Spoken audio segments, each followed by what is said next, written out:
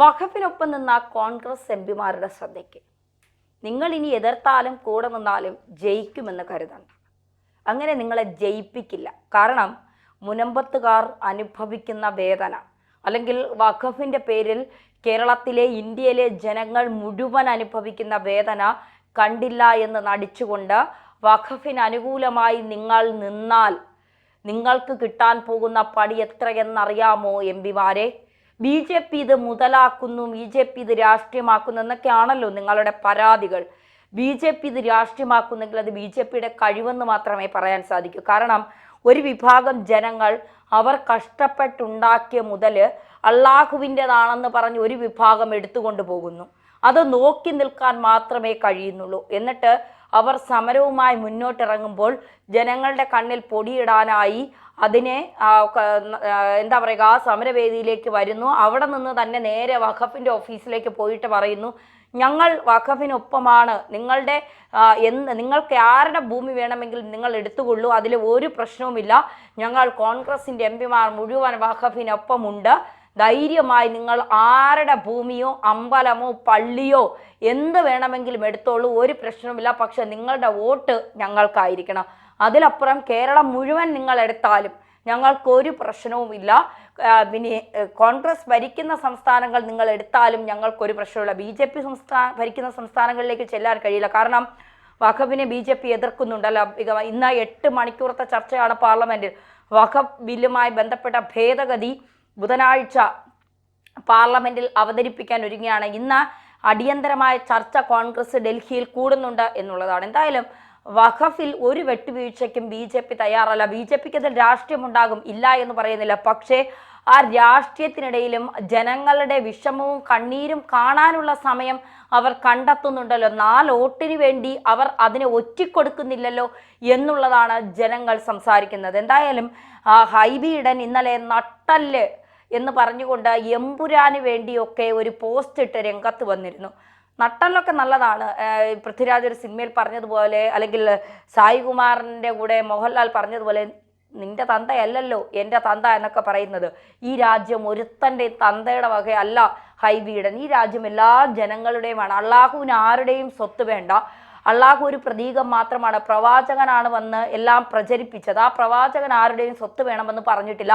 ആരുടെയെങ്കിലും കയ്യിൽ നിന്ന് ബലമായി പിടിച്ച് അവരുടെ കണ്ണുനീര് വീഴ്ത്തി അവരുടെ അതുവരെ ഉണ്ടാക്കിയ സമ്പാദ്യം എല്ലാം കൊണ്ടുപോയി അള്ളാഹുവിന് കൊടുക്കണമെന്ന് ഒരു പ്രവാചകനും ഇവിടെ പറഞ്ഞതായി ആരും കേട്ടിട്ടില്ല. അപ്പോൾ ഹൈബി ഈഡൻ നട്ടല് കാണിക്കേണ്ടത് മുനമ്മത്തുകാർക്കൊപ്പം നിന്നുകൊണ്ടാണ്, നിങ്ങളെ ജയിപ്പിച്ച ജനങ്ങൾക്കൊപ്പം നിന്നുകൊണ്ടാണ് ആ നട്ടല് കാണിക്കേണ്ടത്. അല്ലാതെ ഇത്തരത്തിൽ 4 വോട്ടിന് വേണ്ടി പാവപ്പെട്ട ജനങ്ങളുടെ സ്വത്ത് മുഴുവൻ വഖഫിന് കൊടുത്തിട്ട് വഖഫിനൊപ്പം നിന്നുകൊണ്ടല്ല നിങ്ങളുടെ നട്ടല് കാണിക്കേണ്ടത്. അതിൻ്റെ സ്ഥാനത്ത് വാഴപ്പിണ്ടി അല്ല എങ്കിൽ നിങ്ങൾ മുനമ്പത്തുകാരോടൊപ്പം, അല്ലെങ്കിൽ കേരളത്തിൽ വഖഫ് കൊണ്ടുപോയ വസ്തുക്കൾ എന്ത് ചെയ്യണമെന്നറിയാതെ നടു റോഡിൽ നിൽക്കുന്ന പാവങ്ങൾക്ക് വേണ്ടിയാകണം എന്ന് പറയാതിരിക്കാൻ കഴിയില്ല മിസ്റ്റർ ഹൈബി ഈഡൻ.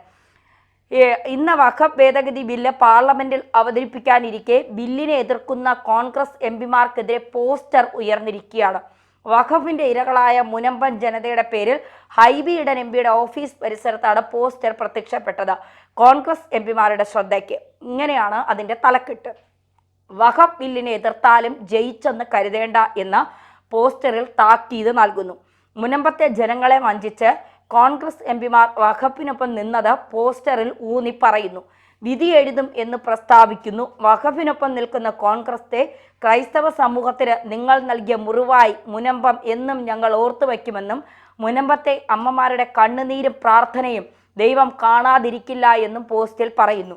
നിർദ്ദിഷ്ട വഖഫ് ഭേദഗതി ബിൽ പാർലമെന്റിൽ പാസ്സാകാൻ പ്രതിപക്ഷ എംപിമാർ അനുവദിച്ചില്ലെങ്കിൽ കടലിൻ്റെ മക്കൾ കടലിലേക്ക് ഇറങ്ങുമെന്ന് ഹൈബി ഈഡൻ്റെ ഓഫീസിന് സമീപം പതിപ്പിച്ചിരിക്കുന്ന മറ്റൊരു പോസ്റ്റർ വ്യക്തമാകുന്നു. മുനമ്പത്തെ വഖഫ് അധിനിവേശ പ്രശ്നത്തിന് പരിഹാരം കാണുന്നതുവരെ കടലിൽ നിന്നുകൊണ്ട് സത്യാഗ്രഹം നടത്തുമെന്ന് പോസ്റ്റിൽ പറയുന്നു. ഈ പോസ്റ്റർ പതിപ്പിച്ചിരിക്കുന്നത് മുനമ്പം ഭൂസംരക്ഷണ സമിതിയുടെ പേരിലാണ്. മുനമ്പത്തെ പ്രശ്നത്തിന് ഒരു പരിഹാരം ഉണ്ടാകണം എന്ന് തന്നെയാണ് പറയുന്നത്. അതായത് മുനമ്പത്തുകാരുടെ വേദനയ്ക്കൊപ്പം നിന്നില്ല എങ്കിൽ വോട്ടില്ല എന്ന് മാത്രം. വോട്ടിൻ്റെ രാഷ്ട്രീയമല്ല ഇവിടെ സാധാരണ ജനങ്ങളുടെ എന്താ കണ്ണുനീരും വേദനയും നിങ്ങൾ എന്തുകൊണ്ട് കാണാതെ പോകുന്നില്ല എന്നുള്ളതാണ്. വഖഫ് ഭേദഗതി ബില്ല് കൊണ്ടുവന്നിട്ട് പോലും അതിനെ അനുകൂലിക്കാത്ത ക്രൈസ്തവരെ അല്ലെങ്കിൽ ഏത് വിഭാഗത്തിൽപ്പെട്ട ആളുകളെയും ഈ തരത്തിൽ എത്ര നാളുകളായി അവർ സമരവേദിയിലാണ്, എത്ര നാളുകളായി ഇവിടുത്തെ സർക്കാർ സംവിധാനങ്ങൾ അവരെ സഹായിക്കുന്നുണ്ടോ? BJPയുടെ നേതാക്കൾ വന്ന് അവരെ ആശ്വസിപ്പിച്ച് അവരെ സമാശ്വസിപ്പിച്ച് നിങ്ങൾക്ക് സുരേഷ് ഗോപി അടക്കം ഷോൺ ജോർജ് അടക്കം ജോർജ് കുര്യൻ അടക്കം അവിടെ എത്തിയതിന് ശേഷമാണ് ഇക്കാര്യത്തിലൊരു തീരുമാനമുണ്ടായത്. അത് പറയാം, നിങ്ങൾക്ക് രാഷ്ട്രീയമാണ്, അത് രാഷ്ട്രീയം കളിക്കുകയാണ് എന്നൊക്കെ പറയാം. പക്ഷേ ആ രാഷ്ട്രീയം കളിക്കാൻ വേണ്ടിയെങ്കിലും അവരവിടെ എത്തുന്നുണ്ടല്ലോ എന്നുള്ളതാണ് നമ്മൾ മനസ്സിലാക്കേണ്ടത്. ഇനി ഇപ്പോഴും മനസ്സിലാവാത്ത കുറേ പേരുണ്ട്. എന്താണ് വഖഫ് എന്ന് പറയുന്നത്? മുനമ്പം ഭൂമി പ്രശ്നം വിവാദമായതോടെയാണ് വഖഫ് എന്ന വാക്കും ചർച്ചയാകുന്നത്.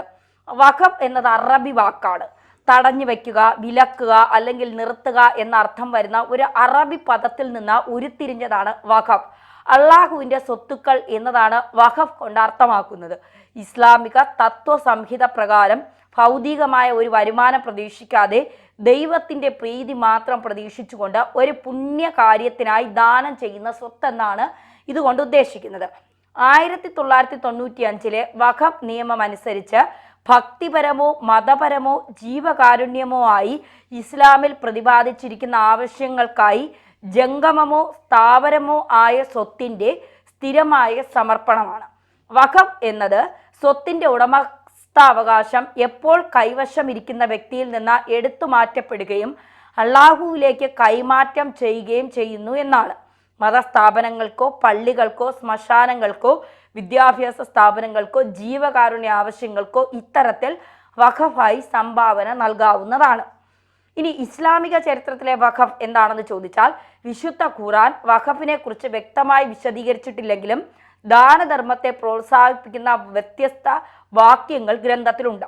പ്രവാചകൻ മുഹമ്മദ് നബിയുടെ സഹചാരികളിൽ ഒരാളായ അബൂ തൽഹ അൽ അൻസാരി ഈന്തപ്പനത്തോട്ടം സംഭാവന ചെയ്ത് ഇസ്ലാമിക ചരിത്രത്തിലെ ആദ്യകാല വഖഫുകളിൽ ഒന്നാണ് എന്ന് ഇസ്ലാമിക ഗ്രന്ഥങ്ങളിൽ പറഞ്ഞിട്ടുണ്ട്. ഒരിക്കൽ വഖഫായി നൽകിയ സ്വത്ത് അള്ളാഹുവിൽ നിന്ന് തിരിച്ചെടുക്കാൻ കഴിയില്ല. വഖഫായി നൽകിയാൽ ഉടമസ്ഥാവകാശം വഖഫിൽ നിന്ന് അള്ളാഹുവിലേക്ക് മാറ്റപ്പെടുകയാണ്. പിന്നീട് ഇത് പുനഃപരിശോധിക്കാനോ അസാധുവാക്കാനോ സാധിക്കില്ല എന്നുള്ളതാണ്. ഇതിൻ്റെ നിയമ ഭേദഗതിയാണ് ഇന്ന് പാർലമെൻറ്റിൽ കൊണ്ടുവരുന്നത്. എന്തായാലും കോൺഗ്രസ്സുകാരോട് ഒരിക്കൽ കൂടി പറയുകയാണ്, നിങ്ങൾ എമ്പുരാനോടൊപ്പം നിൽക്കുന്ന കുറച്ച് സമയം മുനമ്പത്തുകാരോടൊപ്പം നിൽക്കാൻ കാണിക്കൂ, ഇല്ലെങ്കിൽ അതിന് വലിയ വില കൊടുക്കേണ്ടി വരും.